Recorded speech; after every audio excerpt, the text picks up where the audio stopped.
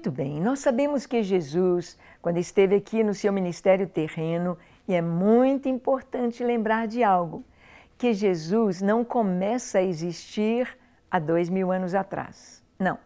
João começa o Evangelho dizendo: no princípio era o Verbo, e o Verbo estava com Deus, e o Verbo era Deus.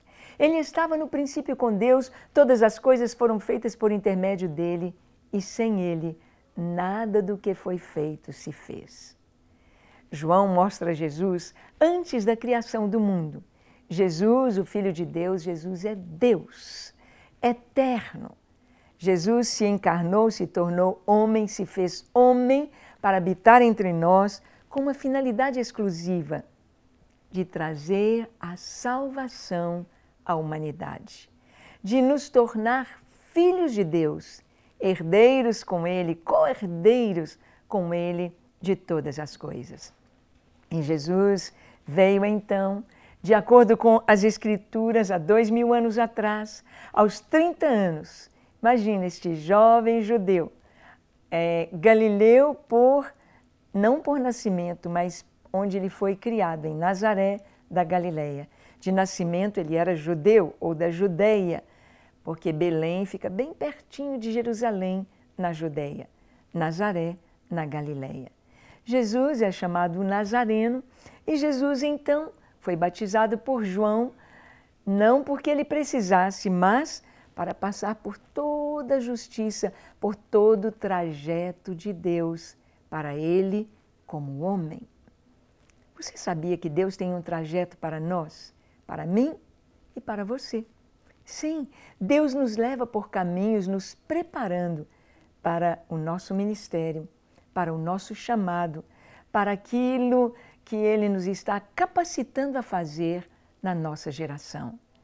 E Jesus, então, ele, depois de ser batizado por João, ele vai para ali junto a Jericó, ali no deserto, ele vai para o deserto, temos lá o Monte da Tentação, a região onde certamente o Senhor esteve durante 40 dias, 40 noites, sendo tentado em todas as coisas, mas sendo vitorioso em todas elas. Depois, Jesus vai para Galileia.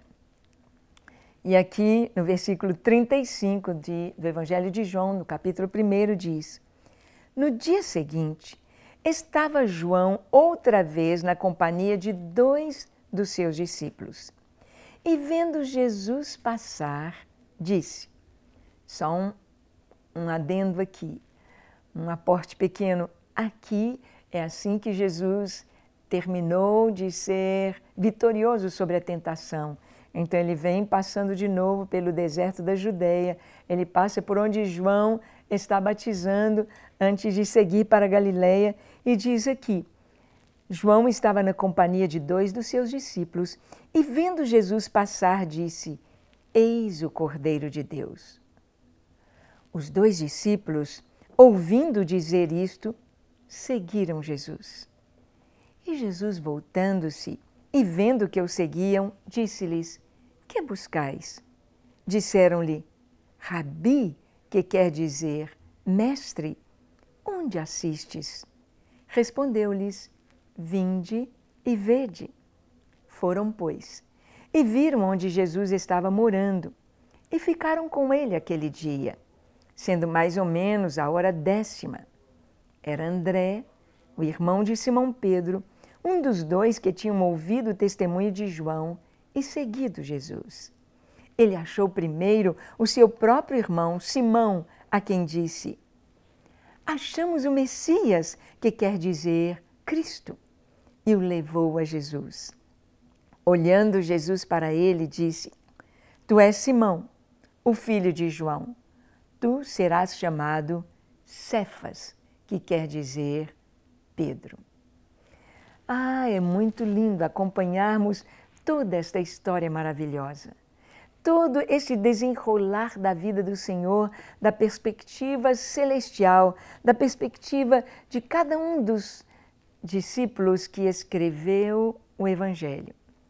João está mostrando aqui a experiência dele, como foi que aconteceu, trazendo uma sequência maravilhosa apontando para Jesus e como ele atraía as pessoas a si. Diz aqui que Jesus, ele passa por João e quando João Batista o vê, depois de ter recebido a revelação de Deus, de que aquele sobre quem ele visse descer o Espírito Santo era o Messias, ele viu isto no batismo de Jesus. Os céus se abriram, o Espírito Santo desceu em forma corpórea como pomba sobre Jesus e ouviu-se a voz do céu que dizia: Este é o meu Filho amado, em quem me comprazo, em quem tenho prazer. E João, então, testificou que Jesus de Nazaré era o Messias, o Cristo prometido, que viria depois dele e batizaria com o Espírito Santo e com fogo. João, então, quando vê Jesus vindo novamente, passando ali pelo lugar onde era, podemos dizer, a igreja de João, onde João, aquele lugar que ele escolhera para pregar e para onde afluíam as multidões que vinham de todo o país para ouvir a mensagem de João. João, então, aponta para Jesus e diz: Eis o Cordeiro de Deus. O que ele queria dizer com isto? Israel esperava um rei e ali estava um cordeiro. Israel esperava um rei que haveria de destronar, tirar Roma, levantar Israel entre as nações, um leão. E João aponta um cordeiro. Nós vamos ver isto, que os judeus vão rejeitar Jesus, porque eles estão esperando apenas o rei, que vai reinar descendente de Davi. Jesus é herdeiro legal do trono de Israel, tanto por José, seu pai adotivo, quanto por Maria, escolhida pelo Senhor para dela vir o Messias, gerar aquele que é o Filho de Deus. O povo esperava um rei e João diz: Eis o Cordeiro. João estava fazendo uma alusão lá atrás a Abraão, quando Abraão sobe o Monte Moriá. E sabe onde era o Monte Moriá? Bem ali em Jerusalém. Bem ali onde Salomão levantou o templo.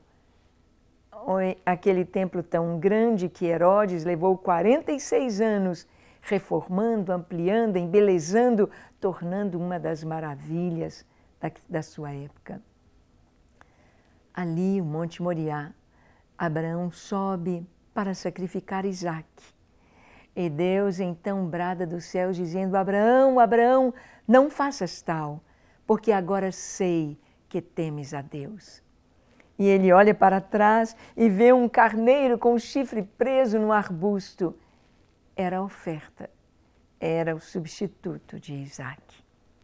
Jesus é o cordeiro macho, sem defeito, aquele cordeiro que daria a vida pela humanidade, que daria o seu sangue puro, inocente, para novamente trazer o homem a Deus, restaurar a comunhão do homem com Deus, reconciliar a humanidade com o Pai. Eis o Cordeiro de Deus. E aqui diz que 2 discípulos de João, 2 homens, eram da Galileia, ouviram isto. Então deixaram João, entenderam que João estava apresentando Jesus e seguiram Jesus. Um deles era André. André, então, ele vai imediatamente buscar o seu irmão. Interessante, o nome André significa varonil, significa forte. Varonil é André. E Simão é aquele que é o que ouve. Simão é aquele que ouve. E ele traz o seu irmão. E diz, olha para Simão, achamos o Messias, achamos o Messias. E ele o levou a Jesus. Jesus, quando vê Simão, diz, Tu és Simão, não serás mais chamado Simão, mas Cefas, que quer dizer Pedro. Cefas é a palavra hebraica para rocha, para pedra. É o mesmo que Petros no grego, ou Pedro para nós. Então, o nome dele foi mudado ao ter o seu encontro com Jesus. Não apenas agora ele vai ouvir, mas ele vai estar firmado sobre a rocha. Ele vai ser alguém tão especial dentro do programa de Deus de levar o Evangelho ao mundo. Discípulos de Jesus, seguidores de Jesus, sabem que Ele é o Cordeiro, sabem que Ele veio para dar a sua vida e sabem que se nós o seguimos, nós também daremos a nossa vida pelo Cordeiro de Deus. Nós também seguimos o Senhor levando dia a dia a nossa cruz. Você é um discípulo? Você quer ser um discípulo? Então vamos orar. Feche seus olhos, curve a sua fronte. Se for possível, se ajoelhe. Ore comigo dizendo assim: Senhor, eu quero ser um discípulo teu. Eu quero caminhar contigo e seguir-te por onde quer que fores. Eu quero ser nas tuas mãos um instrumento de salvação, de bênção. Eu quero ser uma fonte a jorrar a vida eterna, a água viva para as pessoas ao meu redor. Usa-me, lava-me, transforma-me, transborda-me da tua presença e faze de mim um verdadeiro discípulo. Eis-me aqui, hoje e para sempre. Senhor, vem abençoar também cada pessoa que nos assiste com a tua paz, com a cura para os enfermos, com a libertação para os encarcerados, para os viciados no pecado e trazendo para cada lar a tua doce presença. Em nome de Jesus. Amém, amém e amém. Para receber todas as novidades do canal, inscreva-se e se curtir o vídeo, clique em gostei. Aproveite para acompanhar a Rede Super nas redes sociais.